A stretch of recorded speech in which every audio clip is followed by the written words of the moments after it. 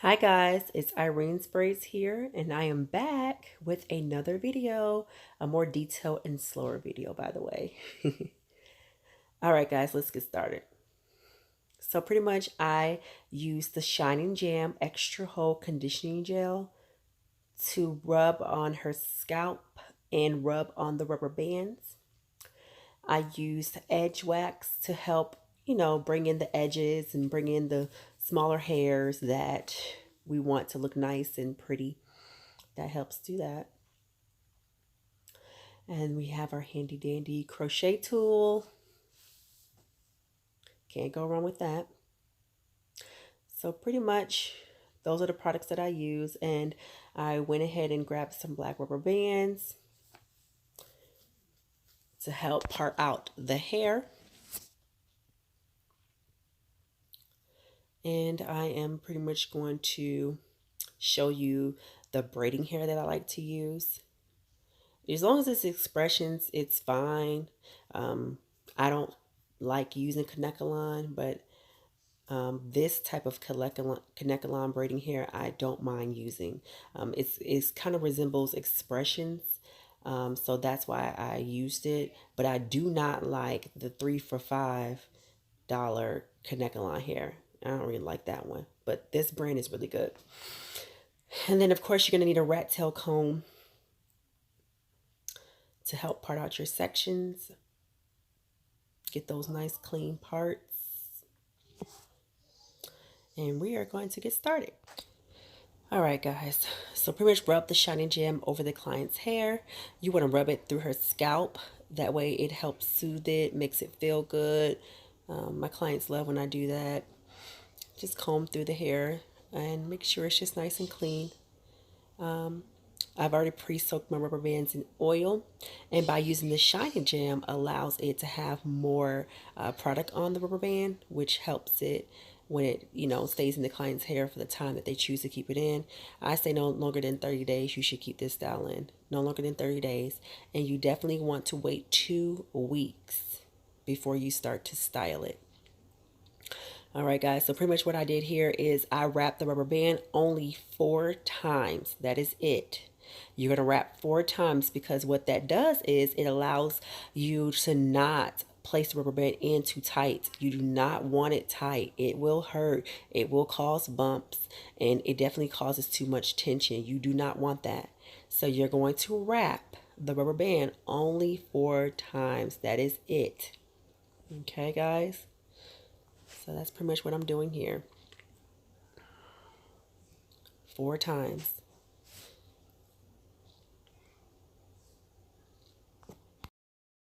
All right, guys, I'm going to continue parting out my section, so please continue watching.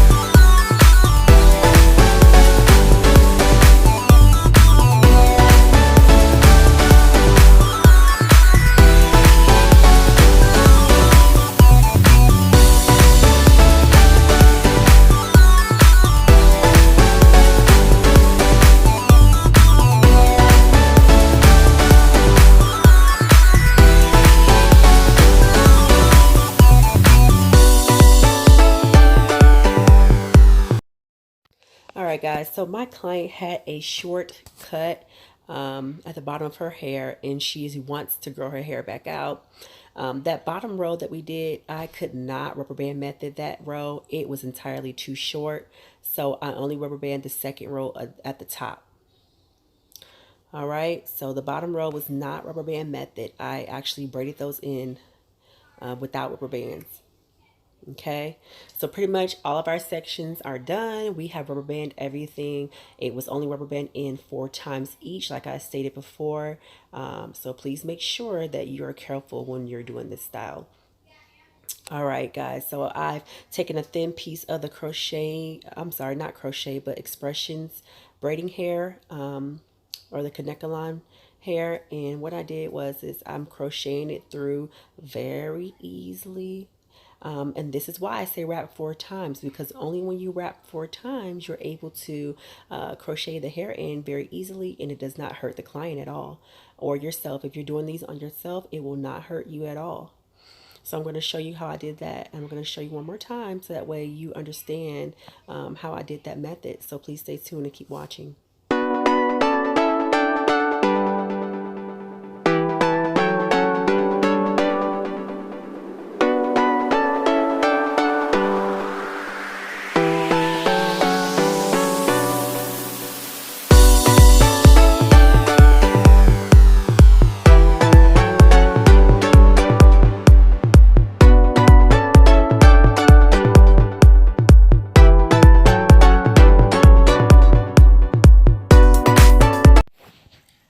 Okay, guys, so pretty much I grabbed 3 pieces of braiding hair, and I am going to make my braid that I'm looking for, the consistency that I'm looking for. So just pretty much take 3 pieces and the consistency that you're okay with for the size braids that you want, and you are going to get ready to braid. So pretty much the reason why I crochet that thin piece of hair through is because I want to pretend that that is the client's hair. That is more length on her hair, which will allow me to get a better hold of her hair.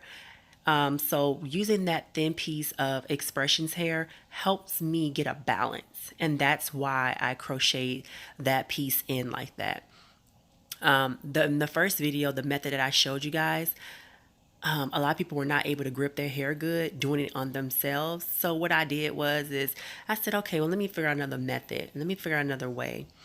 And I figured this way out because of another video that I did on a client who had alopecia. I crocheted a thin piece of braiding hair through the net, and I braided on top of that thin piece so that way it can hold the braid in place. So that's where I got the method from, off of another video that I did. So like I said before, we're going to imagine that this is the client's hair, so that extra piece helps us get a better balance, and I'm going to begin my braid.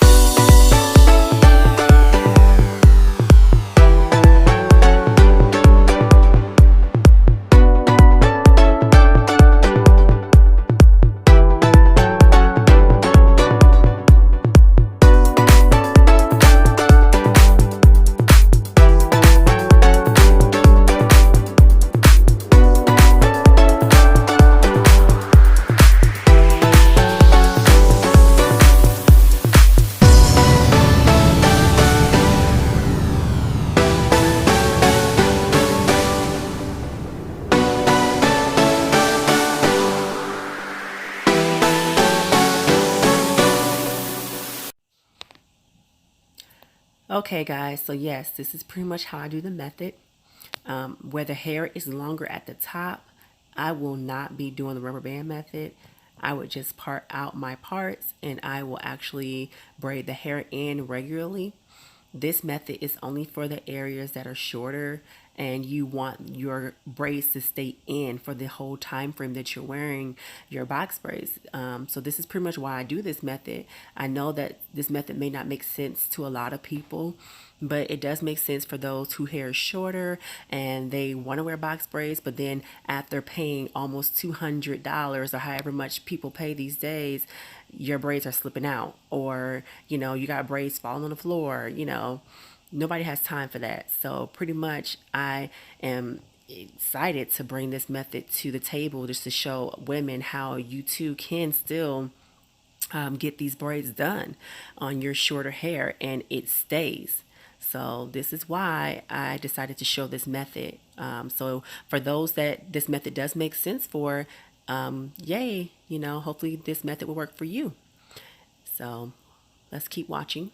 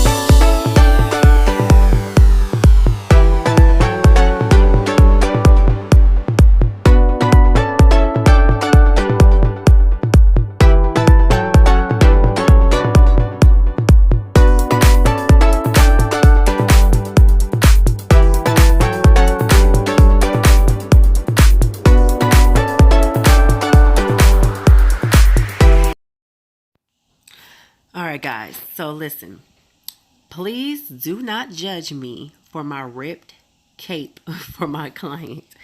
I have washed this cape with my towels at work and it just got a little ripped today, so please do not judge me for it. Okay, so I'm going to show you how to take this method out. So we're going to just snip below where your natural hair would start, snip below that. And then you're going to just unravel the braid until you get to the top from where we started. Just like so. And as you unravel it, it's going to easily come out. That's the hair we use. And then you're going to just slide out that thin piece of connector line hair or expressions hair, whatever hair you choose to use. Just slide that thin piece out that we used to help grip. And then you're going to pull up the rubber band, stick your finger in between it to get a good hold, and just take your scissors and cut it out. And you're going to pull away from your natural hair, that way you don't cut your hair. And just gently slide it out. And that is pretty much how you take this method down.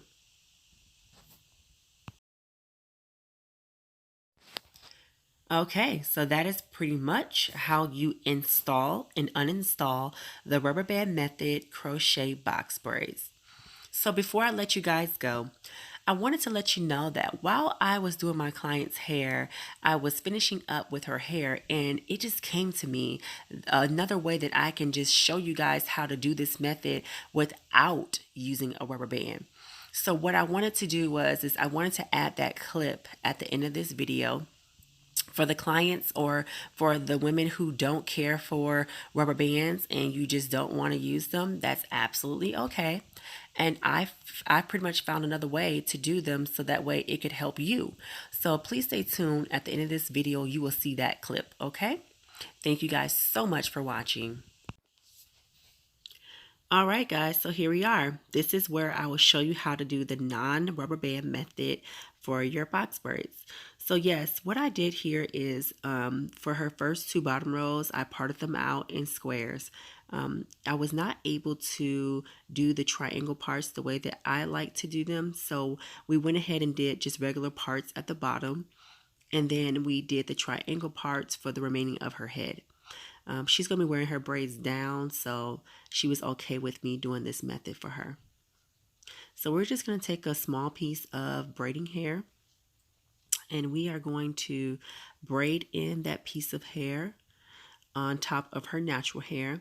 You don't want to braid too tightly because it can, you know, it can make it hard for the crochet method, the crochet tool, not to go through. So what I did was I split the hair up into twos so that way I can easily glide my crochet needle through. And I just braided it in lightly, and I am not going to braid it all the way. I'm just braiding it in just a few times, and I'm going to stop just like so. And I'm going to get a nice piece of braiding hair, just pretty much make it into the consistency that you're looking for as far as the braid, the desired braid that you would like. And so I've got my piece that I would like to use, and I am going to part them into twos. And then from there, I'm going to split it into three so that I can begin my braid. Please stay tuned.